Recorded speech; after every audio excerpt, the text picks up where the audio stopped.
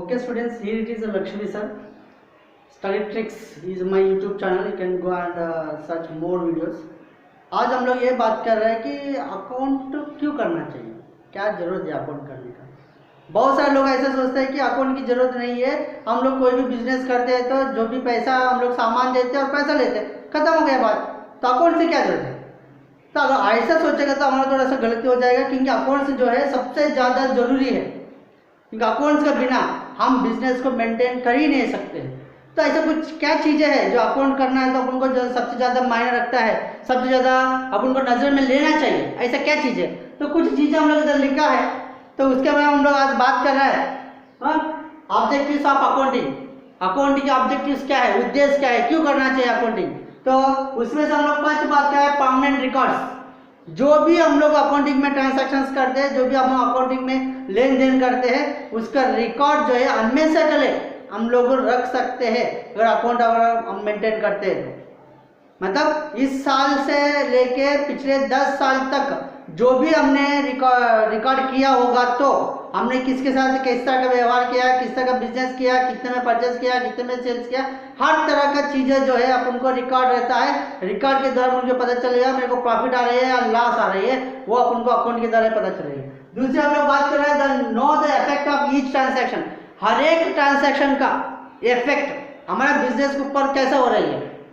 अगर मैं सेल्स कर रहा हूँ तो सेल्स करने से मुझे प्रॉफिट ज़्यादा आ रही है या कम आ रही है। और परचेज कर रहा हूँ, परचेज कर रहा तो मेरे को महंगे में मिल रही है या सस्ते में मिल रही है। कोई भी खर्च कर रहा हूँ, हर एक खर्च को भी अगर हम गिनती में लेते हैं तो उसका इफेक्ट जो है मेरे बिजनेस में कैसा होगा, उसके बारे में हम लोग अच्छे से अच्छे जानकारी ले सकते हैं अगर हम अकाउंट रिकॉर्ड करते हैं तो। तीसरा हम लोग बात करें to know the influential factor. कौन सा ऐसी चीज़ है जो मेरे बिजनेस में मेरे को रुकावट पहुंचा सकती है, कौन सा ऐसी चीज़ है जो बिजनेस में मेरे को बहुत तेजी से मेरे बिजनेस को आगे बढ़ा सकता हूँ, कौन सा ऐसा एक्सपेंस है मेरे लिए बेस्ट है, कौन सा ऐसा एक्सपेंस है मेरे बिजनेस के लिए सबसे ज़्यादा जरूरी है। ये चीज़ें हम लोग इसके द्वारा पता चल सकता है। तो चौथा बताया to determine the tax liability. हम लोग टैक्स कितना पे करना चाहिए गवर्नमेंट को, क्योंकि हर एक बिजनेस ऑर्गेनाइजेशन को टैक्स रिटर्न फाइल करना पड़ता है। जब रिटर्न फाइल करने जाते हो तो आपका बिजनेस का टोटल एसेट्स एंड लायबिलिटीज का वैल्यू किया जाता है, आपका बिजनेस का प्रॉफिट पे कितना है वो फाइंड किया जाता है, जिसको हम बोलते हैं फाइनल अकाउंट। तो फाइनल अकाउंट के द्वारा आपका प्रॉफिट कितना आता है, वो प्रॉफिट के ऊपर अपन को टैक्स पे करना पड़ता है। मतलब ये टैक्स हमको कितना पे करना है ये मुझे अकाउंट के द्वारा पता चलेगा। दूसरा हम बात करते हैं to know the size of payable. Payable मतलब क्या होता है, कर्जा। जो भी हम उधारी में सामान लेके आते हैं, उधारी का खर्च करते हैं, हम बोलते हैं भाई बाद में देता हूँ, आप ये काम कर देना, बाद में देता मेरे को सामान दे देना। ऐसे जो उधारी में जो काम करते हैं उसको हम कर्जा बोलते हैं। तो वो कर्जा मेरा कितना है वो अगर पता चलना है तो आपको अकाउंट्स करना जरूरी है। दूसरा है टू नो द रिसीवेबल। हम जिसको भी सामान उधार में बेचते हैं, उधार में सामान बेचते हैं, कहीं ना कहीं हम लोग भी जाके किराना दुकान में उधार में सामान लेके आते हैं। वैसे ही बिजनेस करने वाले हर एक व्यक्ति पूरी तरह से पैसा इन्वेस्ट नहीं करता है। ये वो 10 लाख इन्वेस्ट करेगा तो 2-3 लाख तो उसको घर का दुकान का फर्नीचर का उसको हो जाएगा, और अगर वो 2 लाख सामान लेके आ रहा है तो और 2 लाख का सामान उसको उधारी में मिलता है। और वैसे ही हम लोग भी जो भी हमारे पास कस्टमर्स आते हैं हमको उधारी देना पड़ता है। इस तरह का उधारी मेरे को कितना पैसा कलेक्ट करना बाकी है, मेरे को कितना पैसा आना बाकी है, अगर वो पता लगाना है तो आपको कंपलसरी अकाउंट करना पड़ेगा।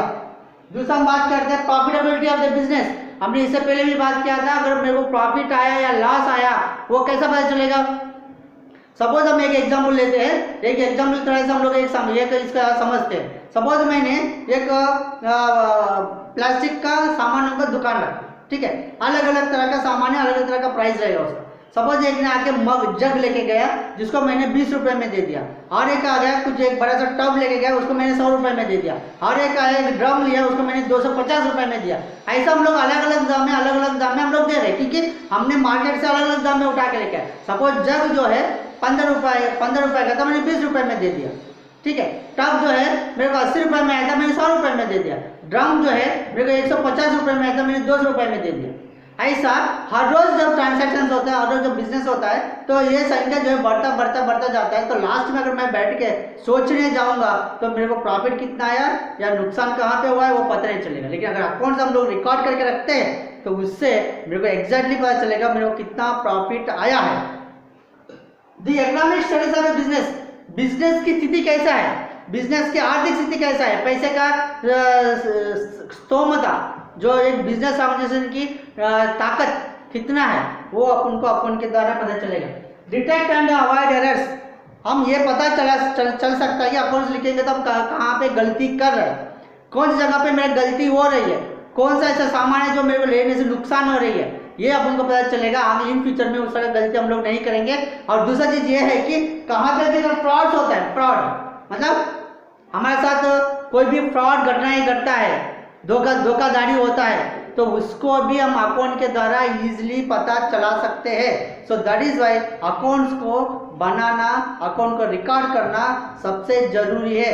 ये अकाउंट का ऑब्जेक्टिव है, क्यों हमको अकाउंट से करना चाहिए।